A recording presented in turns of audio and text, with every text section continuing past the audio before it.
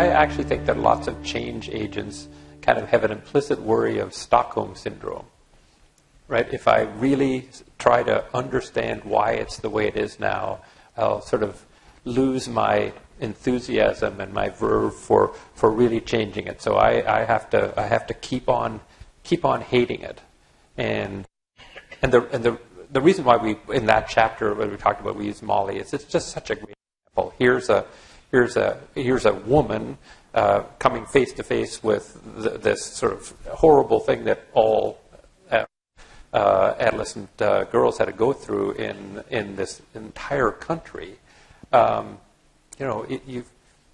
Your visceral reaction is, I hate this. This is horrible, and it is. But the really cool thing about Molly is she just said, I got to understand why it makes so much sense for an entire village to do this. I've got to explain that, not because they're stupid people, not because they're evil people. What's the reason? And I think the cool thing is that's why she's the one. She's the one that figured out how to change it because she was willing to overcome that, and if you will, risk Stockholm syndrome, risk sort of losing the enthusiasm and the forcefulness. And so I think that's what I'd say to any change agent. Right? Is you can keep your vigorous enthusiasm for the change. That's not gonna go away if you just understand why. I always say you got to understand why things are the way they are and not some other way. If you can have a good answer to that question, you're never going to change anything. I think we fantasize about how fast entrepreneurs move. Fair right? Fair enough. I see some entrepreneurs in the front row here, a whole bunch of them, in fact, and I grew up at the feet of an entrepreneur, and after the fact, it looks like it was all smooth and probably happened quickly, but it happens more slowly. That having been said, I do think that these social entrepreneurs are often dealing with sort of more complicated systems.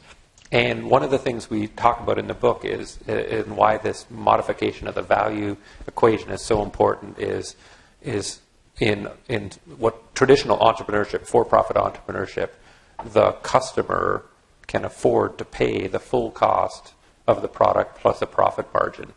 In many of these situations, and virtually all of them, the customer or the beneficiary of it can pay for a fraction, if any, of the true cost of it. And so it's harder to create that wonderful value equation that spurs growth and scaling. So I do think it probably does take longer because of the complexity of the system. But I don't know many entrepreneurs who actually did it really fast. Another, just to build on that whole idea, one of the ways entrepreneurs and social entrepreneurs speed up the process of equilibrium change, even if they don't get there right away, is they are leveraging another asset. And so that in a social entrepreneur's case, that might be an underdeveloped asset, like the community health worker, or in an entrepreneur's stage, entrepreneur's role, it might be realizing the opportunity to take advantage of government investment in DARPA and ARPANET. So using that platform to build all these applications, basically, upon that speeds up the cycle. So someone's R&D actually accelerates that cycle right from the get-go. And that's another piece of the model for change, is building that platform or building upon an existing asset in a really strategic way.